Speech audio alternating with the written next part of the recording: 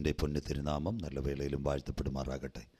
ആദരണീയരായ ദൈവത്തിൻ്റെ ദാസന്മാർ, ശുശ്രൂഷയ്ക്ക് നേതൃത്വം കൊടുക്കുന്ന കർത്താവിൽ അനുഗ്രഹ കുഞ്ഞുങ്ങൾ, വിവിധ ഭാഗങ്ങളിൽ ഞങ്ങളെ ശ്രദ്ധിച്ചുകൊണ്ടിരിക്കുന്ന, ലോകത്തിൻ്റെ വിവിധ പട്ടണങ്ങളിൽ ദൈവവചനം കേട്ടുകൊണ്ടിരിക്കുന്ന മാതാപിതാക്കൾ, കുഞ്ഞുങ്ങൾ, സഹോദരി സഹോദരന്മാർ, എല്ലാ പ്രിയമക്കൾക്കും ഒരു ദിനം കൂടി ലോകൈക രക്ഷകനും മാനവകുലത്തിൻ്റെ വീണ്ടെടുപ്പുകാരനുമായ യേശു ക്രിസ്തുവിൻ്റെ നാമത്തിലുള്ള ധന്യവന്ദനത്തെ പ്രകാശിപ്പിക്കുന്നു. ഒരു പകലിൽ കൂടി തിരുവഴുത്തം യേശു ക്രിസ്തുവിലുള്ള സാക്ഷ്യവും നിമിത്തം നിങ്ങളുടെ നടുവിൽ നിൽപ്പാൻ സർവ്വകൃപാലുവായ കർത്താവ് ഒരുക്കിയ നല്ല അവസരങ്ങൾക്കായി ദൈവത്തെ വാഴ്ത്തുന്നു. ശുശ്രൂഷയ്ക്ക് നേതൃത്വം കൊടുക്കുന്ന കർത്താവിൽ അനുഗ്രഹ കുഞ്ഞുങ്ങളെ ഓർക്കുന്നു. ദൈവം എല്ലാ മക്കളെയും അനുഗ്രഹിക്കട്ടെ, ധാരാളമായി സഹായിക്കട്ടെ. യേശു ക്രിസ്തുവിൻ്റെ പുനരാഗമനത്തോടനുബന്ധിച്ച് മശിഹായുടെ മടങ്ങി വരവും ലോകാന്ത്യ സംഭവങ്ങളും എന്ന വിഷയത്തെ അടിസ്ഥാനപ്പെടുത്തി യേശു എപ്പോൾ വരും, എടുക്കപ്പെടുന്ന മണവാട്ടിയുടെ യോഗ്യത, ഇതിനെ അടിസ്ഥാനപ്പെടുത്തിയായിരിക്കും നാം ദൈവവചനം പ്രതിപാദിക്കുന്നത്. എല്ലാ മക്കളും പ്രാർത്ഥനയോടെ ആയിരിക്കുന്ന സ്ഥാനത്ത് ദൈവത്തെ സ്തുതിച്ചു കൊണ്ടിരിക്കണം. വളരെ കലുഷിതമായ ഒരു ലോകത്തിലേക്കൊന്ന് ലോകം കടന്നുകൊണ്ടിരിക്കുന്നു. തിരുവെഴുത്തിൻ്റെ പ്രാധാന്യം പലരും വിശ്വസിക്കുമ്പോൾ തന്നെ ഇംഗ്ലീഷ് രാഷ്ട്രങ്ങളിലും അതുപോലെ തന്നെ മറ്റു സ്ഥലങ്ങളിലുമൊക്കെയും ബൈബിളിന് വേണ്ടത്ര പ്രാധാന്യം ലഭിക്കുന്നില്ല. വിശ്വാസത്യാഗം സംഭവിക്കുമെന്ന് ബൈബിളിനകത്ത് എഴുതിയിട്ടുണ്ട്. മുമ്പേ വിശ്വാസത്യാഗം സംഭവിക്കുകയും അധർമ്മമൂർത്തി വെളിപ്പെടുകയും ചെയ്യും. എന്നാൽ വെളിപ്പാട് പുസ്തകത്തിൽ രേഖപ്പെടുത്തിയതുപോലെ ഈ കോവിഡിൻ്റെ പാൻഡമിക് സിറ്റുവേഷൻ നടക്കുമ്പോൾ വ്യക്തമായി രേഖപ്പെടുത്തിയ ചില കാര്യങ്ങളുണ്ട്. മനുഷ്യൻ ഏറ്റവും കൂടുതൽ വിശ്വസ്തയോടെ ദൈവസന്നിധിയിലേക്ക് മടങ്ങി വരുവാൻ ചില ദിനങ്ങൾ ഒരുക്കി കൊടുത്തതാം കോവിഡിൻ്റെ പ്രത്യേകത. ദൈവവചനം കേൾക്കുവാനും ദൈവത്തിൻ്റെ വചനത്തിൻ്റെ നിവൃത്തിയായി വചനം മനസ്സിലാക്കുവാനും. മുൻ പ്രഭാഷണങ്ങൾ സൂചിപ്പിച്ചതുപോലെ BC 100-നും AD 1500-നും ഇടയ്ക്ക് 1600 വർഷക്കാലം ഭക്തനായ 40-ൽ പരം എഴുത്തുകാരാൽ എഴുതിയപ്പെട്ട വിശുദ്ധ തിരുവചനം, സ്വർഗത്തിൽ എന്നേക്ക് സ്ഥിരമായി നിൽക്കുന്ന ദൈവത്തിൻ്റെ വചനം, തേനിനേക്കാളും തേൻകട്ടയേക്കാളും ഹൃദയത്തിൻ്റെയും ശരീരത്തിൻ്റെയും അസ്ഥികളെയും മാംസത്തെയും ഏതിനെയും പുനരുജ്ജീവിപ്പിക്കാൻ കഴിവുള്ള ദൈവത്തിൻ്റെ വചനമാണ് നമുക്ക് വിലയേറിയത്. പ്രിയപ്പെട്ട ദൈവകുഞ്ഞുങ്ങളെ, ബൈബിളിനെ പറ്റി പറയുമ്പോൾ സനാതനമായ ദൈവിക മൂല്യങ്ങൾ സൃഷ്ടാവായ ദൈവത്തിലേക്ക് തൻ്റെ മക്കളെ അടുപ്പിക്കുവാൻ സർവശക്തനായ തൻ്റെ പുത്രനായ യേശുവിനെ ലോകത്തിലേക്ക് അയക്കുകയും തിരുവായി മൊഴിഞ്ഞ സുവിശേഷങ്ങളിൽ കൂടി നിത്യരക്ഷയെ പ്രസിദ്ധമാക്കുവാനും അനന്തനിത്യതയിൽ വിശുദ്ധന്മാരോടൊത്ത് വസിപ്പാൻ മഹിമാസന്നായ കർത്താവ് ഒരുക്കുന്ന ദിവസത്തിൽ തൻ്റെ മക്കൾ ചേർക്കപ്പെടുവാനും വ്യക്തമായി രേഖപ്പെടുത്തിയിരിക്കുന്നത് ബൈബിളിൻ്റെ സൂക്തങ്ങൾ. ഒരിക്കൽ ഒരു അമേരിക്കക്കാരൻ ആഫ്രിക്കയിലെ വനാന്തരത്തിൽ താനിങ്ങനെ പോകുമ്പോൾ, ഒരു എണ്ണ കമ്പനിയെ ബന്ധപ്പെട്ട് പോകുമ്പോൾ, ഒരു കറുത്ത വർഗ്ഗക്കാരൻ ഒരു ബൈബിൾ വായിച്ചു കൊണ്ടിരിക്കുക. ഇംഗ്ലീഷുകാരൻ അത് ഇഷ്ടപ്പെട്ടിട്ടില്ല. ആ ഇംഗ്ലീഷുകാരൻ ചോദിച്ചൊരു കാര്യമുണ്ട്: സുഹൃത്തെ, നീ ഇപ്പോഴും ഈ ബൈബിള് എന്തിനാ വായിക്കുന്നത്? പ്രയോജനമില്ലാത്ത ഗ്രന്ഥം. ആ കറുത്ത വർഗ്ഗക്കാരൻ, ഒരു കാലത്ത് നരഭോജികളായിരുന്ന കറുത്ത വർഗ്ഗക്കാരൻ, ആ ഇംഗ്ലീഷുകാരൻ എഞ്ചിനീയർ നോക്കി പറഞ്ഞു, ഞാനിത് വായിക്കുന്നത് കൊണ്ടാണ് ഇന്ന് താങ്കളോട് സംസാരിക്കുന്നത്. എൻ്റെ പിതാക്കന്മാരുടെ കയ്യിൽ ഈ ബൈബിൾ കിട്ടിയില്ലായിരുന്നുവെങ്കിൽ എൻ്റെ മുൻ പിതാക്കന്മാർ പച്ച മനുഷ്യനെ കൊന്നിട്ട് അവൻ്റെ ചങ്കും കരളും എടുത്ത് ഭക്ഷിക്കുന്നതാണ്. പക്ഷേ ഈ ബൈബിൾ ഞങ്ങളുടെ ജീവിതത്തെ മാറ്റിമറിച്ചു. ഈ ബൈബിൾ വായിച്ചപ്പോൾ നരഭോജികളായിരുന്ന, മാംസം ഭക്ഷിച്ച് മനുഷ്യനെ കൊന്നു തിന്നുകൊണ്ടിരുന്ന നരഭോജികളായ ഞങ്ങളെ നരസ്നേഹികളാക്കുവാൻ ഈ വചനത്തിന് കഴിഞ്ഞു. മക്കളെ, അങ്ങനെയെങ്കിൽ സ്നേഹത്തെപ്പറ്റിയും സ്നേഹത്തിൻ്റെ അവസ്ഥകളെപ്പറ്റിയും കാൽവറിയിൽ കൂടിയുള്ള രക്ഷയെപ്പറ്റിയും വരുവാനിരിക്കുന്ന നിത്യതയെപ്പറ്റിയും ന്യായവിധിയെപ്പറ്റിയും പ്രതിപാദിക്കുന്ന ഏക രാഷ്ട്രീയ പ്രവചന ഗ്രന്ഥത്തിൻ്റെ ഒരു ഭാഗത്തിൽ ആ വെളിപ്പാട് പുസ്തകം രേഖപ്പെടുത്തിയിരിക്കുന്നത്. കഴിഞ്ഞ പ്രഭാഷണങ്ങളിൽ ബൈബിളും സയൻസും എന്നുള്ളതിനെപ്പറ്റി നാം ചിന്തിച്ചു. പ്രിയപ്പെട്ട ദൈവകുഞ്ഞുങ്ങളെ, ഇന്ന് പകൽ വീണ്ടും നാം വായിക്കുന്നത് വരുവാനുള്ള സംഭവങ്ങളെപ്പറ്റി, എപ്പോൾ യേശു ക്രിസ്തു മടങ്ങി വരും, വരവിൻ്റെ യോഗ്യതകൾ, അവൻ്റെ പ്രത്യക്ഷതയിൽ നിൽക്കും. ഏകദേശം 10-14 വാക്യങ്ങൾ ദൈവസന്നിധിയിൽ വായിക്കും. ഒരു പഠനമുറയിൽ ഏതെങ്കിലും പഠിതാക്കൾ, ദൈവദാസന്മാർ, പ്രിയപ്പെട്ടവർ, ഇവർക്കെല്ലാം മനസ്സിലാകുന്ന രീതിയിൽ അല്പവേഗത കുറച്ച് യേശുക്രിസ്തുവിൻ്റെ പുനരാഗമനം എപ്പോൾ, പ്രത്യക്ഷതയിൽ നിലനിൽക്കും. ആധാരമായി വീണ്ടും വെളിപ്പാട് പുസ്തകത്തിലേക്ക് കടക്കുന്നു. വായിക്കാം മക്കളെ. വിശുദ്ധ വെളിപ്പാട് പുസ്തകം 1-ാം അധ്യായം അതിൻ്റെ 19-ാമത്തെ തിരുവെഴുത്ത്. ഒരിക്കൽ കൂടി വിശുദ്ധ വെളിപ്പാട് പുസ്തകം 1-ാം അധ്യായം അതിൻ്റെ 19-ാമത്തെ തിരുവെഴുത്ത് വായിക്കാം. നീ കണ്ടത് ഇപ്പോൾ ഉള്ളത് ഇനി സംഭവിപ്പാനിരിക്കുന്നത് നീ കണ്ടത് ഇപ്പോൾ ഉള്ളത്, മേലാൽ സംഭവിപ്പാനുള്ളത്. എല്ലാ കണ്ണുകളും ഒരു നിമിഷം കൂടി ദൈവസന്നിധിയിൽ അടയ്ക്കാം. മഹത്വവാനായ ദൈവം ദൂതസഞ്ചയവുമായി നമ്മുടെ നടുവിൽ വന്നിട്ടുണ്ട്.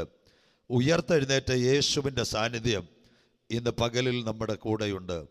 ദാനിയേലിനെ തൊടുവാൻ ഒരു കരമുണ്ടായിരുന്നു.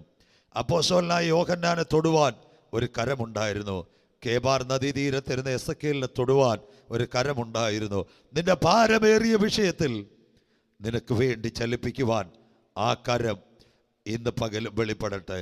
ചതഞ്ഞ ഉടയ്ക്കാത്തവൻ, പുകയുന്ന തിരിയെക്കെടുത്താത്ത കർത്താവ് നിനക്ക് വേണ്ടി വഴിത്താരകൾ ഒരുക്കട്ടെ. എല്ലാ കണ്ണുകളും ഒരു നിമിഷം ദൈവസന്നിധിയിലടേ. കുഞ്ഞെ, നിന്റെ പ്രശ്നം എത്ര വലുതെങ്കിലും, നിന്റെ ഭാരം എത്ര വലുതെങ്കിലും ഇന്ന് പകൽ നീ ദൈവത്തിൻ്റെ കൈകളിലേക്ക് കൊടുക്കുക. വഴികളും വാതിലുകളും അടയുമ്പോൾ എനിക്ക് വേണ്ടി ഒരു വഴി തുറക്കുമെന്ന് വിശ്വാസത്തോടെ പ്രാർത്ഥിക്കുന്ന ദൈവ കുഞ്ഞിനെ അനുഗ്രഹിക്കുവാൻ മഹത്വവാനായ ദൈവം നമുക്ക് വേണ്ടി പ്രവർത്തിക്കും. എല്ലാ കണ്ണുകളും അടച്ചാട്ടെ.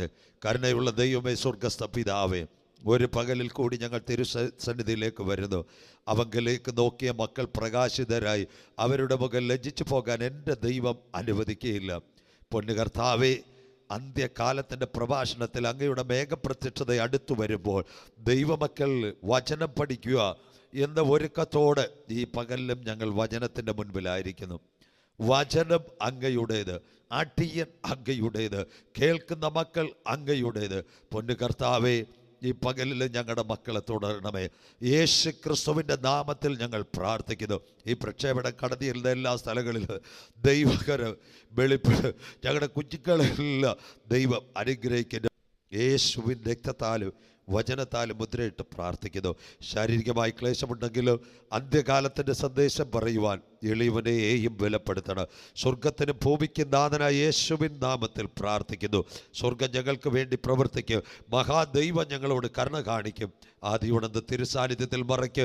എല്ലാ നല്ല ദാനങ്ങൾക്കായി സ്തോത്രം. മഹത്വം അപ്പച്ചന് യേശു ക്രിസ്തുവിൻ ധന്യനാമത്തിൽ തന്നെ. ആമേൻ. കരങ്ങൾ ഉയർത്തി ദൈവത്തെ സ്തുതിക്കാം.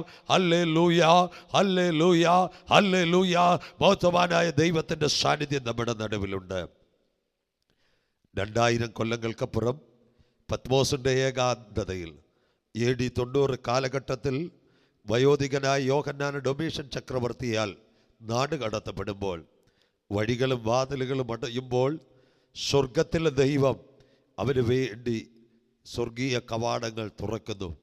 വെളിപ്പാട് പുസ്തകം 1-ാം അധ്യായം 7 പൊൻനിലവിളക്കുകളുടെ നടുവിൽ നിലയെങ്കി ധരിച്ച് മാറത്ത് പൊൻകച്ച കെട്ടി അഗ്നിജ്വാലയ്ക്കൊത്ത കണ്ടുള്ളവൻ കാലുലയിൽ ചുട്ടുപടിപ്പിച്ചതുപോലെ പെരുവെള്ളത്തിൻ്റെ ഇരച്ചിൽ പോലെ മഹാനാദം 7 നക്ഷത്രമാകുന്ന വലങ്കൈ സഭയെ വലങ്കയിൽ പിടിച്ചു.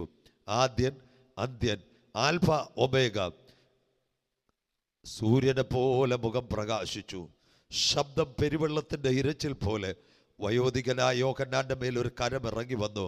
യോഹന്നാനെ, ഒരിക്കൽ ഞാൻ മരിച്ചവനായിരുന്നു, എന്നാൽ ഇന്നും എന്നേക്കും ജീവിച്ചിരിക്കുന്നു. മരണത്തിൻ്റെയും പാതാളത്തിൻ്റെയും താക്കോൽ എൻ്റെ കൈവശമുണ്ട്. നീ കണ്ടത് ഇപ്പോൾ ഉള്ളത്, മേലാൽ സംഭവിപ്പാനുള്ളത്. അതാ വിശുദ്ധ വെളിപ്പാട് പുസ്തകം 404 വാക്യങ്ങൾ, 22 അധ്യായങ്ങൾ, യുഗത്തിൻ്റെ അന്ത്യത്തിൽ സംഭവിക്കുന്നത്. കുഞ്ഞെ, 1-ാം അധ്യായം തേജസ്കരിക്കപ്പെട്ട ക്രിസ്തുവിനെ പറ്റിയും 2-3 അധ്യായങ്ങൾ 7 സഭകളെ പറ്റിയും 4-ാം സഭ ഇവിടില്ല. അനന്തരം സ്വർഗത്തിൽ ഒരു വാതിൽ തുറന്നിരിക്കുന്നത് ഞാൻ കണ്ടു. എന്നോട് സംസാരിച്ച കാഹളനാദം, ഇവിടെ കയറി വരിക, മേലാൽ സംഭവിക്കാൻ ഉള്ളത് ഞാൻ കാണിച്ച് തരാം. വിശ്വാസത്തോടെ ദൈവവചനത്തിലേക്ക് കടക്കാം. 5-ാം അധ്യായം, പുസ്തകം തുറപ്പാൻ യോഗ്യൻ ആരെ? അങ്ങനെ ഓരോരോ പടികൾ അന്ത്യകാല പ്രഭാഷണത്തിൽ നാം ചിന്തിക്കും. തൊട്ടുവച്ചത് 1-ാം ഘട്ടം, നീ കണ്ടത്. 2-ാം ഘട്ടം, ഇപ്പോൾ ഉള്ളത്. ഭാവിയിൽ എന്ത് സംഭവിക്കാനുള്ളത്? അതിൻ്റെ നിറവിൽ ഇന്ന് എല്ലാവരും ചോദിക്കുന്നു, യേശു എപ്പോൾ വരും? പ്രാസംഗികർ പലരും ചോദിക്കുന്ന ഒരു കാര്യമുണ്ട്. ഏറെ നാളായി പ്രസംഗം കേൾക്കുന്നു, കർത്താവ് എപ്പോൾ വരും? ഉപദേശിമാർ ചോദിക്കുന്നു, എപ്പോൾ വരും? പഠിക്കുന്ന കുഞ്ഞുങ്ങൾ ചോദിക്കുന്നു, യേശു എപ്പോൾ വരും? പ്രായം ചെന്ന മാതാപിതാക്കൾ വർഷങ്ങളായി ചോദിക്കുന്നു, യേശു എപ്പോൾ വരും? അങ്ങനെയെങ്കിൽ ബൈബിൾ പ്രവചന പ്രകാരം യേശു ക്രിസ്തുവിൻ്റെ വരവ് എപ്പോൾ? അതിനെ അടിസ്ഥാനപ്പെടുത്തിയ നാം ചിന്തിക്കുന്നത്, യേശു എപ്പോൾ വരും? ദൈവത്തിൻ്റെ ദാസനാകുന്ന അടിയനല്ല, 7 കാര്യങ്ങൾ യേശു ക്രിസ്തുവിൻ്റെ വരവിനോടുള്ള ബന്ധത്തിൽ നിവർത്തി ആകണം. 7 കാര്യങ്ങൾ നിവർത്തിയാകുമ്പോൾ എൻ്റെ യേശു മടങ്ങി വരും. 8 വാക്യങ്ങൾ മടങ്ങി വരവിനോടുള്ള ബന്ധത്തിൽ ചിന്തിക്കാം. യേശു എപ്പോൾ മടങ്ങി വരും? വായിക്കും. മത്തായി സുവിശേഷം 24, 35, 36 വാക്യങ്ങൾ. യേശു എപ്പോൾ മടങ്ങി വരും? മത്തായി സുവിശേഷം 24, 35, 36 വാക്യങ്ങൾ. യേശു എപ്പോൾ മടങ്ങി വരും? ആകാശവും ഭൂമിയും ഒഴിഞ്ഞു പോകും. ആകാശവും ഭൂമിയും ഒഴിഞ്ഞു പോകും, എന്റെ വചനങ്ങളോ ഒഴിഞ്ഞു പോകുകയില്ല. എന്റെ വചനങ്ങൾ, വചനമാ ക്ലിയർ. പ്രസംഗിക്കുന്ന ഞങ്ങളല്ല, എന്റെ വചനങ്ങളോ ഒഴിഞ്ഞു പോകുകയില്ല. അടുത്ത വാക്യം, ആ നാളും നാഴികയും സംബന്ധിച്ചോ? കൃത്യമായി സ്പീഡിൽ പോകത്തില്ല. ഇതൊരു പഠന ക്ലാസ് പോലെ പോകാൻ പറ്റത്തുള്ളൂ. ആ നാളും നാഴികയെ സംബന്ധിച്ച് എന്റെ പിതാവ് മാത്രമല്ലാതെ, എന്റെ പിതാവ് മാത്രമല്ലാതെ ആരും സ്വർഗത്തിലെ ദൂതന്മാരും പോലും പുത്രനും കൂടെ അറിയുന്നില്ല. എത്ര ക്ലിയർ! പത്രോസ്ലീഹ പറഞ്ഞതുപോലെ കർത്താവിന്റെ ദിവസം കള്ളനെ പോലെ വരും. 1-ാമത്തെ പഠനഭാഗം, പിതാവ് അറിയാതെ യേശു വരത്തില്ല. മലയാളം, പിതാവ് അനുവദിക്കണം യേശു വരുവാൻ. ഇത് ഞാനല്ല പറഞ്ഞത്.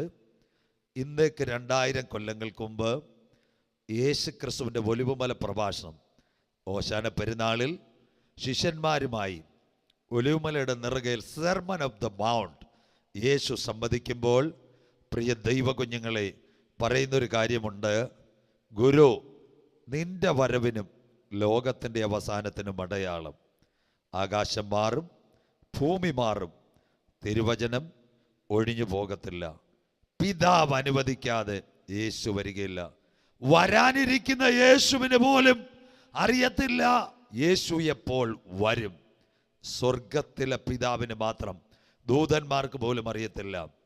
1997 അമേരിക്കയിൽ ഒരു കൊറിയക്കാരൻ എല്ലാവരെയും വിളിച്ചു കൂട്ടിയിട്ട് പറഞ്ഞു, യേശു ഇത്രാം തീയതി വരെ നിങ്ങൾ ബിസിനസ്സൊക്കെ അവസാനിപ്പിച്ച് ടെൻറ്റിനകത്ത് ഇരുന്നോളായി. അങ്ങനെ ടെൻറ്റിനകത്ത് ഇരുന്നിട്ട് വളരെ കാര്യമായിട്ട് കാര്യം നടത്തി. പക്ഷേ ഇവർ പറഞ്ഞ സമയത്ത് യേശു വന്നില്ല. ഈ പ്രിയപ്പെട്ടവൻ പലർക്കും വിഷം കൊടുത്ത് കൊന്നെന്നാ പറയുന്നത്. യേശു വന്നില്ല. അതുകൊണ്ട് സമയം മുൻകൂട്ടി കുറിക്കുന്നത് പിശാചിൻ്റെ പദ്ധതി. 2014 ഡിസംബർ മാസം 8-ാം തീയതി ലോകത്തിലെ ചില ഭാഗങ്ങളിൽ ഇന്റർനെറ്റിൽ മെസ്സേജ് കൊടുത്തു, യേശു ഡിസംബർ 8-ാം തീയതി വരുമെന്ന് ചില പ്രത്യേക വിഭാഗക്കാർ. മക്കളെ, ഇതെല്ലാം വചനത്തിന് വിരുദ്ധമാണ്. യേശു സമയം കൂട്ടിയല്ല വരുന്നത്. യേശു പിതാവ് അനുവദിക്കുമ്പോൾ മാത്രമേ യേശു വരത്തുള്ളൂ. യേശു എപ്പോൾ വരും? മറുപടി, പിതാവ് അനുവദിക്കുമ്പോൾ യേശു മടങ്ങി വരും. യേശു ക്രിസ്തുവിൻ്റെ പുനരാഗമനം. ചിലയിടത്ത് ഒരു ഉപവാസ പ്രാർത്ഥന നടക്കും. 3 ദിവസം കാര്യമായ ഉപവാസ പ്രാർത്ഥന. നേതൃത്വം കൊടുക്കുന്ന ദൈവദാസൻ പ്രാർത്ഥിക്കും, കർത്താവേ, ഇപ്പോൾ അങ്ങ് വന്നാൽ ഇവരെ കൊണ്ടുപോകാം. ഏകദേശം ഒന്ന് ശരിയായിരിക്കുക, പ്രാർത്ഥനയും കാത്തിരിപ്പൊക്കെ കഴിഞ്ഞ് പാപങ്ങളെല്ലാം വിട്ട്, പക്ഷേ പൊന്നു കർത്താവേ, കൂടാരത്തിനകത്തുനിന്ന് യവന്മാരിറങ്ങിയാൽ പഴയ പടിയായിപ്പോ. സ്തോത്രം. അതുകൊണ്ട് ഇപ്പോൾ തന്നെ വരണമെന്ന് പലരും പ്രാർത്ഥിക്കാറുണ്ട്. മക്കളെ, അങ്ങനെയൊന്നും യേശു വരത്തില്ല, പിതാവ് അനുവദിക്കാതെ. മത്തായിയിൽ വേറൊരു ഭാഗമുണ്ട്, വായിക്കുന്നില്ല. രാജ്യത്തിന്റെ സുവിശേഷം ഭൂതലത്തിലൊക്കെയും പ്രസംഗിക്കപ്പെടും, അപ്പോൾ എൻ്റെ യേശു മടങ്ങി വരും. കാൽവരിയിൽ നമുക്കായി സകല പാപത്തിൻ്റെ പരിഹാരത്തിനും വേണ്ടി അവൻ പരമയാഗമായെന്നുള്ളത് കൃത്യമായി പറയുമ്പോൾ യേശു മടങ്ങി വരും. ദൈവരാജ്യത്തിൻ്റെ സുവിശേഷം ഭൂതലത്തിലൊക്കെയും പ്രസംഗിക്കപ്പെടും, അപ്പോൾ എൻ്റെ നാഥൻ മടങ്ങി വരും. ഒന്നാമത്തെ ഉത്തരം, യേശു ക്രിസ്തുവിൻ്റെ മടങ്ങി വരവ് എപ്പോൾ? ബൈബിൾ വചനം യേശു ക്രിസ്തുവിൻ്റെ ഒലിമല പ്രഭാഷ ആകാശവും ഭൂമിയും മാറും, വചനം മാറിയില്ല. പിതാവ് അനുവദിക്കാതെ യേശു വരില്ല. വരുന്ന യേശുവിന് പറയത്തില്ല. ആ നാളും നാഴികയെ സംഭവിച്ച് സ്വർഗത്തിലെ ദൂതന്മാർ, മർക്കോസ് എഴുതിയിട്ടുണ്ട് ആ നാളും നാഴികയെ സംബന്ധിച്ച്. അപ്പോൾ യേശു എപ്പോൾ മടങ്ങി വരും? പിതാവ് അനുവദിക്കുമ്പോൾ യേശു മടങ്ങി വരും. 2, യേശു എപ്പോൾ മടങ്ങി വരും? യേശു ക്രിസ്തുവിൻ്റെ ക്രൂശീകരണത്തിന് മുമ്പ് അനുഗ്രഹിക്കപ്പെട്ട രക്ഷാ സന്ദേശം എഴുതിയ 8ഓളം അത്ഭുതങ്ങൾ എഴുതപ്പെട്ട സുവിശേഷത്തിൽ കൂടി എഴുതിയ യോഹന്നാൻ ശ്ലീഹന്മാരുമായി യേശു സംവദിക്കുന്നത് എഴുതി വച്ചിട്ടുണ്ട്. യോഹന്നാൻ 13 മുതൽ 19 വരെ യേശു ക്രിസ്തുവിൻ്റെ ക്രൂശീകരണത്തിനോടുള്ള ബന്ധത്തിൽ എഴുതപ്പെട്ട വാക്യങ്ങളാണ്. അതിൽ യേശു എപ്പോൾ മടങ്ങി വരും? ഞാനല്ല പറഞ്ഞത്, ലവാർമയിലുള്ള കുഞ്ഞുങ്ങളല്ല, ദൈവത്തിൻ്റെ ദാസന്മാരല്ല, ഭാഗ്യകരമായ പ്രത്യാശയ്ക്കു വേണ്ടി ഒരുങ്ങിയിരിക്കുന്ന പ്രിയപ്പെട്ട സ്ലീഹന്മാരോട് യേശു സംവദിച്ചുകൊണ്ട് പറയുന്നു, അവൻ എപ്പോൾ മടങ്ങി വരും? വായിക്കുന്നു, യേശു എപ്പോൾ മടങ്ങി വരും? യോഹന്നാന്റെ സുവിശേഷം 14, 1, 2, 3. യേശു എപ്പോൾ മടങ്ങി വരും? വായിക്കാം മക്കളെ. നിങ്ങളുടെ ഹൃദയം കലങ്ങിപ്പോകരുത്, ദൈവത്തിൽ വിശ്വസിപ്പിൻ. യേശുവിന്റെ ക്രൂശീകരണവും കാര്യങ്ങളുമൊക്കെ അറിയുന്ന സ്ലീഹന്മാർ ഇപ്പൊ തന്നെ കലങ്ങിയിരിക്കുക. അപ്പോൾ യേശു പറയുന്നു, നിങ്ങളുടെ ഹൃദയം കലങ്ങിപ്പോകരുത്, ദൈവത്തിൽ വിശ്വസിപ്പിൻ, എന്നിലും വിശ്വസിപ്പിൻ. അടുത്തത്, എന്റെ പിതാവിന്റെ ഭവനത്തിൽ അനേകം വാസസ്ഥലങ്ങൾ ഉണ്ട്. അനേക വാസസ്ഥലം. ബൈബിൾ മറ്റ് സ്ഥലത്ത് എഴുതിയിരിക്കുന്നത് പാലസ് അല്ലെങ്കിൽ എന്റെ പിതാവിന്റെ ഭവനത്തിൽ അനേക കൊട്ടാരങ്ങളുണ്ട്. അടുത്തത്, ഇല്ലെങ്കിൽ ഞാൻ നിങ്ങളോട് പറയുമായിരുന്നു. ആ കൊട്ടാരം ഉണ്ടോ വേണ്ട യേശു പറഞ്ഞത്. അടുത്തത്, ഞാൻ നിങ്ങൾക്ക് സ്ഥലമൊരുക്കുവാൻ പോകുന്നു. അതിന് വീണ്ടും വേർഷൻ കൊടുക്കണം. ഞാൻ നിങ്ങൾക്ക് കൊട്ടാരമൊരുക്കുവാൻ പോകുന്നു. അടുത്തത്, ഞാൻ പോയി നിങ്ങൾക്ക് സ്ഥലമൊരുക്കിയാൽ, ഞാൻ പോയി ആ കൊട്ടാരമാകുന്ന വീടൊരുക്കിയാൽ, ഞാൻ ഇരിക്കുന്ന ഇടത്ത് നിങ്ങളും ഇരിക്കേണ്ടതിന്, ഞാൻ ഇരിക്കുന്ന അതേ പിതാവിന്റെ കൊട്ടാരത്തിൽ നിങ്ങളും ഇരിക്കേണ്ടതിന് പിന്നെയും വന്ന് നിങ്ങളെ എന്റെ അടുക്കൽ ചേർത്തുകൊള്ളും. കണ്ടോ? അപ്പോൾ യേശു എപ്പോൾ വരും? ഇത് ഞാനല്ല പറയുന്നത്, എല്ലാം ബൈബിൾ പ്രവചനങ്ങളാണ്. അന്ത്യകാലത്തോടുള്ള ബന്ധത്തിൽ പിതാവിൻ്റെ കൊട്ടാരത്തിൽ അനേക വാസസ്ഥലമുണ്ട്. ഞാൻ നിങ്ങൾക്ക് വേണ്ടി കൊട്ടാരമൊരുക്കിയാൽ ഞാൻ ഇരിക്കുന്ന സ്ഥലത്ത് പിന്നെയും വന്ന് നിങ്ങളെ ചേർത്തുകൊള്ളും. തീർന്നില്ല, മനസ്സിലാക്കണം. വീടൊരുക്കിയാൽ. ഇംഗ്ലീഷ് ബൈബിൾ മറ്റ് വേർഷനിലെല്ലാം കാണുന്നത് സ്ഥലമെന്നല്ല, വീടെന്നല്ല. More palaces in my father's house I will make palace. നിങ്ങൾക്ക് വേണ്ടി കൊട്ടാരമൊരുക്കും. ആ കൊട്ടാരമൊരുക്കുമ്പോൾ ആ വീട്ടിലേക്ക് നിങ്ങളെ ഞാൻ കൊണ്ടുപോകും. അപ്പോൾ യേശു എപ്പോൾ മടങ്ങി വരും? പിതാവ് അനുവദിക്കുമ്പോൾ എൻ്റെ നാഥൻ മടങ്ങി വരും. തീർന്നില്ല, എൻ്റെ യേശു എപ്പോൾ വരും? മധ്യാകാശത്തിൽ, ഇന്നത്തെ ആകാശ നക്ഷത്രങ്ങൾക്കകപ്പുറം, കോടാനുകോടി ഗാലക്സിക്കപ്പുറം, പ്രിയപ്പെട്ട ദൈവമക്കളെ, അവന്റെ കൊട്ടാരം കൈപ്പണിയല്ലാതെ ഒരുക്കി നമ്മെ ചേർക്കുവാൻ വീടൊരുക്കി കഴിയുമ്പോൾ എൻ്റെ യേശു മടങ്ങി വരും. വചനം ശ്രദ്ധിക്കുന്ന ദൈവമക്കളെ, മനുഷ്യൻ്റെതായ തെറ്റിദ്ധാരണകൾ മാറ്റാൻ വേണ്ടിയാം ഇത്രയും ആധികാരികമായി ദൈവത്തിൻ്റെ വചനം പ്രസംഗിക്കുന്നത്. കൊട്ടാരമൊരുക്കിയാൽ ഞാൻ മടങ്ങി വരും. യേശു ക്രിസ്തുവിൻ്റെ ക്രൂശീകരണത്തോടുള്ള ബന്ധത്തിൽ യോഹന്നാൻ സുവിശേഷം 13 മുതൽ 19 വരെ പ്രത്യാശയുടെ മേഘപ്രത്യക്ഷതയെപ്പറ്റി കാണിക്കുമ്പോൾ വ്യക്തമായി രേഖപ്പെടുത്തിയിരിക്കുന്നു, വീടൊരുക്കിയാൽ യേശു മടങ്ങി വരും. കർത്താവിൻ്റെ മേഘപ്രത്യക്ഷത വീണ്ടും എപ്പോൾ? റോമാലേഖനം 11 അധ്യായം 25 തിരുവചനം. യേശു എപ്പോൾ വരും? റോമർ 11:25 വായിക്കാം. സഹോദരന്മാരെ നിങ്ങൾ ബുദ്ധിമാന്മാരെന്ന് നിങ്ങൾക്ക് തന്നെ തോന്നാതിരിപ്പാൻ. നമ്മൾ പലരും വലിയ ബുദ്ധിമാന്മാര് ഒന്നുമല്ലെന്ന് വിചാരിക്കണം. ബുദ്ധിമാന്മാരല്ലെന്ന് നിങ്ങൾക്ക് തോന്നാതിരിപ്പാൻ ഈ രഹസ്യം അറിയാതിരിക്കരുത് എന്ന് ഞാൻ ആഗ്രഹിക്കുന്നു. നിങ്ങൾ മനസ്സിലാക്കണം. റോമാലേഖനത്തിൽ ധന്യനായ പൗലോസ്ലീഹ സഹോദരങ്ങൾക്ക് സഭയോടുള്ള ബന്ധത്തിൽ പറയുന്നു. വായിച്ചാട്ടെ. ജാതികളുടെ പൂർണ്ണ സംഖ്യ ചേരുവോളം ഇസ്രായേലിന് അംശമായി കാഠിന്യം ഭവിച്ചിരിക്കുന്നു. ഇസ്രായേൽ അംശമായി പീഡിപ്പിക്കപ്പെടും. ഇങ്ങനെ ഇസ്രായേൽ മുഴുവനും രക്ഷിക്കപ്പെടും. മതി. ഇസ്രായേൽ കുത്തിയവങ്കലേക്ക് നോക്കുന്ന ഒരു കാലം വരും. എത്ര പേർക്ക് കാര്യം മനസ്സിലാകുന്നു? ജാതികളുടെ പൂർണ്ണസംഖ്യ, യഹൂദന്റെ പൂർണ്ണസംഖ്യയല്ല, ജാതികളുടെ പൂർണ്ണസംഖ്യ. എന്താ ജാതികളുടെ പൂർണ്ണസംഖ്യ? മനുഷ്യപുത്രൻ വെളിപ്പെടുന്ന നാളിൽ ആർ നിൽക്കും? 54 പ്രവചനങ്ങൾ യേശു ക്രിസ്തുവിന്റെ ജനനത്തെ പറ്റി വ്യക്തമായി രേഖപ്പെടുത്തിയിട്ടുണ്ട്. ഇസ്രായേലിനെ സൂചിപ്പിക്കുന്നത് ഒലിവെന്ന നാട്ടൊലിവിന്റെ കൊമ്പുകൾ വെട്ടി കാട്ടൊലിവായിരുന്ന നമ്മെ ആ നാട്ടൊലിവിനോട് ചേർത്ത് വെച്ച് പിടിപ്പിച്ചത് വചനത്തിന്റെ രഹസ്യം കണ്ടു. യേശു ക്രിസ്തുവിന്റെ മഹത് പ്രത്യക്ഷതയിൽ മേഘത്തിൽ അവൻ വരുമ്പോൾ, പ്രിയപ്പെട്ട ദൈവമക്കളെ, നാട്ടൊലിവിന്റെ കമ്പുകളെ വെട്ടിമാറ്റി ഇസ്രായേലിനെ വെട്ടിമാറ്റി കാട്ടൊലിവായ നമ്മെ അവിടെ വെച്ചു പിടിപ്പിച്ചു. അംശമായ കാഠിന്യം യഹൂദന് ഭവിക്കും. ഇസ്രായേൽ മുഴുവൻ കുത്തിയവങ്കലേക്ക് നോക്ക്. ജാതികളുടെ പൂർണ്ണസംഖ്യ. സ്വർഗത്തിനൊരു കാൽക്കുലേഷൻ ഉണ്ട്. അതുകൊണ്ടാണ് ഞാൻ മുമ്പേ പറഞ്ഞത്, രാജ്യത്തിൻ്റെ സുവിശേഷം ഭൂതലത്തിലൊക്കെയും പ്രസംഗിക്കപ്പെടും.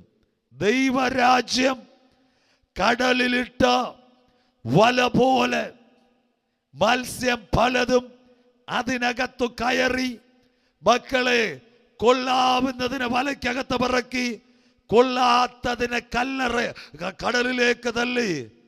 വിളിക്കപ്പെട്ടവർ അനേകം, തെരഞ്ഞെടുക്കപ്പെട്ടവർ ചുരുക്കം.